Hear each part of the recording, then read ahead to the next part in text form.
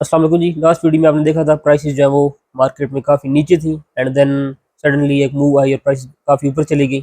अब नेक्स्ट क्या होने वाला है इसको इस वीडियो में डिस्कस करेंगे। और जिस तरह से आप जानते हैं पिछली वीडियो में मैंने बताया था कि प्राइसेस ऊपर जाएंगी और मैंने $71,000 का टारगेट दिया था बिटकॉइन में और वो टारगेट ऑलरेडी अचीव हो चुका है। प्राइसेस 71,000 तक जा चुकी हैं और अभी मार्केट एक तरह की साइड वेज मूवमेंट कर रही है और खास तौर पे एथेरियम में एक काफ़ी बड़ी मूवी है तो इसको भी डिस्कस करेंगे और कुछ फंडामेंटल्स हैं इसके अलावा उनको भी इस वीडियो में डिस्कस करेंगे। तो सबसे पहले मेन चीज़ बिटकॉइन। अब मैं नेक्स्ट एक्सपेक्ट कर रहा हूँ कि प्राइसेस फर्दर हायर ही जाएंगी और मेन जो आपकी रेजिस्टेंस है वो अराउंड आप कह सकते हैं 70,000 ही है। अभी तक हम प्रॉपर क्लोज डेली का अबाउ 70,000 कोई खास दे नहीं पाए, तो ये एक इम्पॉर्टेंट लेवल होगा। अगर डेली की कैंडल 70,500 से ऊपर क्लोज हो जाती है या जिस तरह से यहाँ पे आप देख सकते हैं एक ही कैंडल क्लोज हुई लेकिन नेक्स्ट जो कैंडल थी वो नीचे क्लोज हो गई थी, तो ये जो हाई आपको नज़र आ रहा है इस कैंडल का जो कि अराउंड 70,700 है, इससे ऊपर अगर हम एक भी डेली की कैंडल क्लोज कर पाते हैं तो मेरे ख्याल में फर्दर हायर कंटिन्यूशन होने के चांसेस काफ़ी ज़्यादा हैं। तो ओवरऑल मैं एक्सपेक्ट करूँ कि प्राइसेस आइंदा आने वाले कुछ दिनों में मजीद हायर ही जाएंगी या साइड वेज रहेंगी। ये दो चांसेस हो सकते हैं लेकिन ज़्यादा चांसेस मुझे नज़र आ रहे हैं कि प्राइसेस मजीद हायर कंटिन्यू करेंगी। उसके कुछ रीजंस हैं वो भी मैं आगे डिस्कस करता हूँ। इसके अलावा थीरियम में भी अगेन जो ईटीएफ की वजह से आपको पता है प्राइसेस जो है वो पंप हुई हैं और इसमें भी मैं एक्सपेक्ट करूँ कि प्राइसेस अभी मजीद हायर जाएंगी। तो मेन जो बात का लुबे लुबाब वो ये है कि आप जब भी आपको कोई मेजर पुल बैक मिलती है तो आप मज़ीद लोड अप करें, अगर आपके पास पैसे मौजूद हैं मज़ीद बाइंग करें और हर पुल बैक पर कुछ ना कुछ आप मार्केट में पैसे ऐड करते रहें एंड देन जैसे ही हायर कंटिन्यूएशन होती है नेक्स्ट हाइस पर आप प्रॉफिट जो है वो बुक कर सकते हैं। तो मेन चीज़ जब भी एक डीप पुल बैक मिले, अभी मिले, कुछ दिनों बाद मिले या इवन कुछ स्मॉल पुल बैक भी मिलती है तो हर पुल बैक पर कोशिश करें आप डॉलर कॉस्ट एवरेजिंग के साथ मार्केट में जाते रहें। अगर आपने मेरे कहने पे नीचे बाय किया हुआ था तो कुछ प्रॉफिट बेशक बुक कर लें, फिर अगर आपको पुल बैक मिलती है तो फिर आप दोबारा से एंट्रीज लें और हायर प्राइसेस का वेट करें। मैं एक्सपेक्ट ये करूँ कि प्राइसेस मजीद हायर आइंदा आने वाले दिनों में जाने वाली है।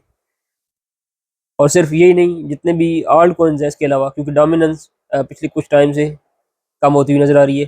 फर्स्ट टाइम ऐसा हुआ है बहुत लंबे टाइम बाद, ऑलमोस्ट आप कह सकते हैं तकरीबन 4-5 महीने बाद ही ऐसा हुआ है। ये आप देख सकते हैं जनवरी में ऐसा हुआ था कि मार्केट ने एक लोअर लो क्रिएट किया था, उसके बाद market consistently higher lows create कर रही थी।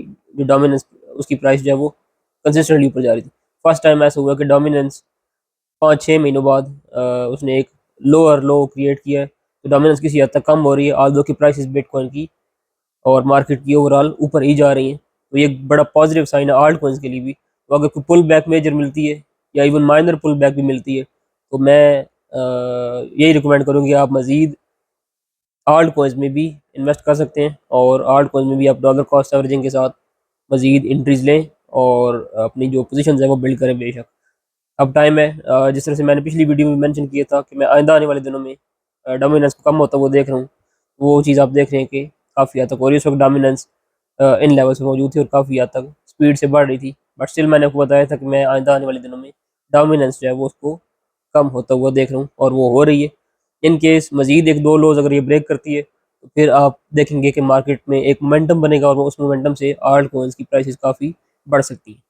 इसके अलावा जो फंडामेंटल्स हैं जिनकी मैं बात कर रहा था, एक तो बिटकॉइन की जो ईटीएफ है इसका एक माइलस्टोन फर्स्ट अचीव हुआ है कि ऑलमोस्ट 5% टोटल सप्लाई है बिटकॉइन की, वो अब इस वक्त ईटीएफ के जो होल्डर्स हैं उनके पास है। तो ये एक बहुत बड़ा सप्लाई शॉक है बिटकॉइन के लिए जिसकी वजह से प्राइसेस फ्यूचर में मज़ीद हायर जा सकती हैं। फंडामेंटली बिटकॉइन दिन ब दिन मज़ीद स्ट्रांग होता जा रहा है और एक्सपेक्टेशन यही रखनी चाहिए कि फर्दर हाइज अभी मज़ीद मार्केट जो है वो क्रिएट करेगी।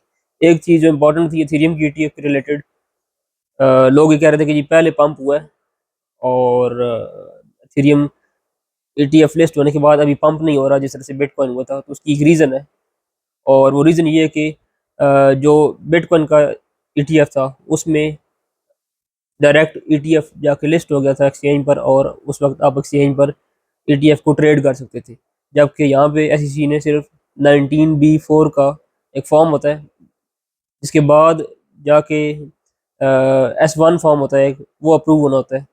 अभी ये फर्स्ट फेज़ जो है वो कंप्लीट हुआ है, S1 का फॉर्म अभी जो है वो अप्रूव नहीं हुआ, और ये अप्रूव होगा उसके बाद जाके ETF एक्सचेंजेस पे लिस्ट होगा, और लिस्ट होने के बाद फिर आप उसको ETF को एक्सचेंजेस पर ट्रेड कर पाएंगे। अब जब तक वो ट्रेड नहीं होता ETF एक्सचेंजेस पर, तब तक डेफिनेटली डिमांड में जो आप वो एक सर्ज देखना चाहते हैं, जो डिमांड को बढ़ते हुए देखना चाहते हैं, वो उससे पहले प्रोबेबली नहीं बढ़ेगी, तो वो थोड़ा टाइम लेगी। इसमें अब कई वीक्स भी लग जाते हैं, बाज़ दफ़ा 1-2 मंथ्स तक भी लग जाते हैं। 19 वीक जो फॉर्म है, इसके अप्रूव होने के बाद भी बाज़ दफ़ा 3-4 वीक्स से लेके 2 महीने तक भी लग जाते हैं जो ETF है उसके लिस्ट होने के लिए। तो ये इतना टाइम लग जाता है।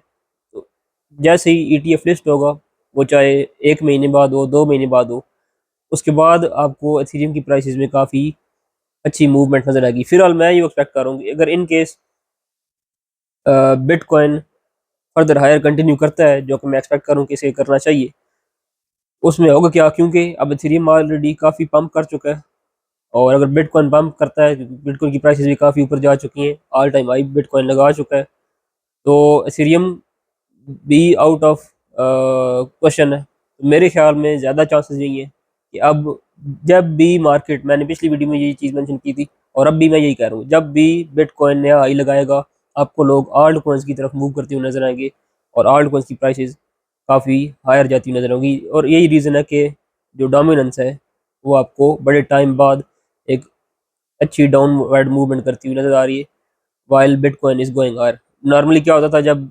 डोमिनेंस कम हो रही होती थी, तो साथ में बिटकॉइन की प्राइस भी कम हो रही है, लेकिन इस मरतबा ऐसे नहीं है। इस मरतबा प्राइसेस बिटकॉइन की ठीक मूव कर रही हैं, एंड देन उसके बावजूद डोमिनेंस जो है वो कम हो रही है। तो ये सारी अपडेट थी, और मज़ीद कोई इसमें कुछ चेंजेस आए मार्केट में मेजर, तो मैं उसको नेक्स्ट वीडियो में मेंशन कर दूंगा। दैट्स इट, मिलते हैं नेक्स्ट वीडियो में।